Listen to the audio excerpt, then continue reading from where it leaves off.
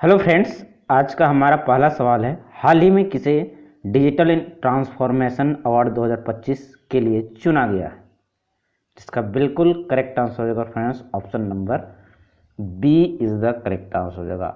RBI को, यानी कि रिजर्व बैंक ऑफ इंडिया को डिजिटल ट्रांसफॉर्मेशन अवार्ड 2025 के लिए चुना गया है।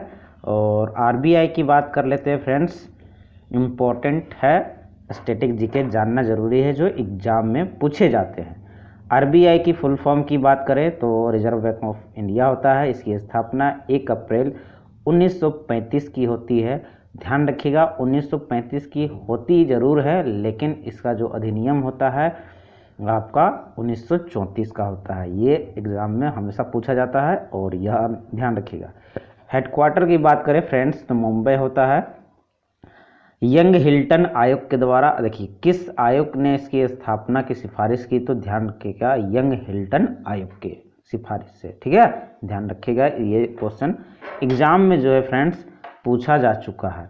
उसके बाद बात करते हैं नेशनलाइजेशन की। तो नेशनलाइजेशन की बात करते हैं फ्रेंड्स, यानी कि इसकी राष्ट्रीयकरण की बात करते हैं तो इसकी राष्ट्रीयकरण हुई थी 1 जनवरी 1949 को। ये भी क्वेश्चन आपका इम्पोर्टेंट है, एग्जाम में पूछा जा चुका है। और बात करते हैं वर्तमान गवर्नर की, मतलब कहने का मतलब कि अभी जो है इनके जो गवर्नर कौन है आरबीआई के फ्रेंड्स, तो संजय मल्होत्रा जी हैं जो 26वें नंबर का है, इम्पोर्टेंट बनते हैं। इससे पहले कौन थे तो ध्यान रखिएगा शक्तिकांत दास जी थे जो 25वें नंबर के थे।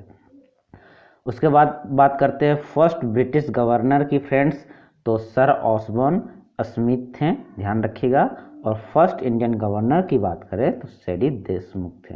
ये आपका जितने भी इम्पोर्टेंट पॉइंट मैंने आप लोगों को बताए फ्रेंड्स, ये सभी के सभी पॉइंट एग्जाम में पूछे जाते हैं। ठीक है, ध्यान रखिएगा। चलिए अगला सवाल है फ्रेंड्स हमारा, हाल ही में आत्मा के नए अध्यक्ष किसे चुना गया है? तो इसका बिल्कुल सही जवाब होगा friends, option number D is the correct answer हो जाएगा। ऑप्शन डी सही जवाब होगा। अरुण मामेन को आपका आत्मा का नया अध्यक्ष चुना गया है। आत्मा की फुल फॉर्म की बात करते हैं फ्रेंड्स तो ऑटोमोटिव टायर मैन्युफैक्चरर्स एसोसिएशन होता है। ठीक है, इसकी स्थापना की बात करते हैं 1975 में की गई थी। और हेडक्वार्टर की बात करते हैं तो नई दिल्ली में इसका हेडक्वार्टर है। तो आत्मा की बात कर लेते हैं फ्रेंड्स, ध्यान रखिए आत्मा आखिर किसकी रिलेटेड कंपनी है, तो एमआरएफ की। ध्यान रखिए एमआरएफ की रिलेटेड कंपनी है, यानी कि एमआरएफ से संबंधित एमआरएफ की ही एक कंपनी है फ्रेंड्स, ध्यान रखिएगा, है ना। और एक इम्पॉर्टेंट है फ्रेंड्स, यूरो ग्रिप टायर के ब्रांड एम्बेसडर कौन बनाए गए हैं, तो ध्यान रखिएगा महेंद्र सिंह धोनी जी। महेंद्र सिंह धोनी जो कि झारखंड से बिलोंग करते हैं और एक फेमस प्लेयर है फ्रेंड्स, थाला के नाम से प्रसिद्ध है। चलिए अगला सवाल है फ्रेंड्स, हाल ही में कांगेर घाटी राष्ट्रीय उद्यान को यूनेस्को की अस्थायी सूची में शामिल किया गया है। ये किस राज्य में है? इसका बिल्कुल सही जवाब होगा friends, option number C. Option number C is the correct answer हो जाएगा, छत्तीसगढ़ राज्य में है। ठीक है, कांगेर घाटी एक राष्ट्रीय उद्यान है फ्रेंड्स जो कि यूनेस्को की अस्थायी सूची में शामिल हो गया है और ये राज्य छत्तीसगढ़ में पड़ता है। चलिए अगला सवाल है फ्रेंड्स, हाल ही में विश्व उपभोक्ता अधिकार दिवस कब मनाया जाता है? इम्पोर्टेंट है friends, world consumer right day कब मनाया जाता है? तो इसका बिल्कुल करेक्ट आंसर हो जाएगा friends, option number A is the correct answer हो जाएगा। ऑप्शन ए सही जवाब हो जाएगा 15 मार्च को। और इस बार की जो थीम रखी गई है ये इम्पोर्टेंट होगा फ्रेंड्स, इस बार की थीम रखी गई है अस्थायी जीवन शैली के लिए एक उचित परिवर्तन, यानी कि a just transition to sustainable lifestyle. ये पहली बार कब मनाया गया था?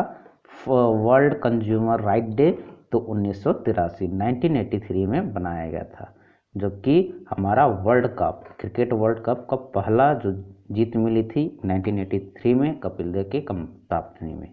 इस तरह आप बिलोंग कर सकते हैं फ्रेंड्स। चलिए अगले सवाल की ओर बढ़ते हैं। अगला सवाल है, 15वां हॉकी इंडिया सीनियर महिला राष्ट्रीय चैंपियनशिप 2025 का खिताब किसने जीता?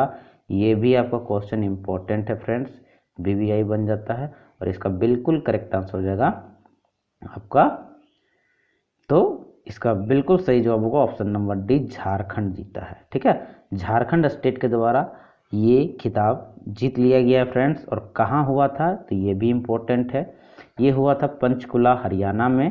ठीक है, और रनर टीम रही यानी कि उपविजेता रही हरियाणा ही रही, और आयोजन किया था हॉकी इंडिया के द्वारा आयोजन किया गया था। जीत किसको मिला? झारखंड को।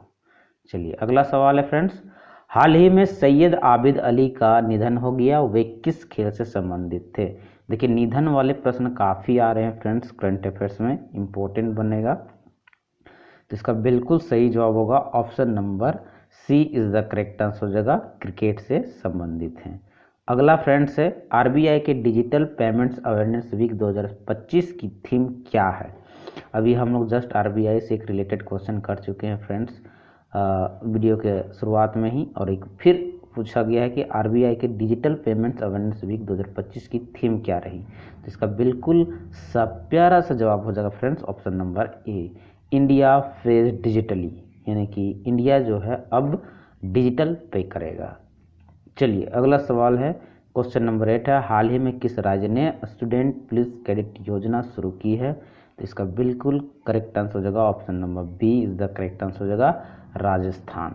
अगला सवाल है फ्रेंड्स, हाल ही में मुख्यमंत्री समृद्धि परिवार योजना की घोषणा किस राज्य सरकार ने की थी?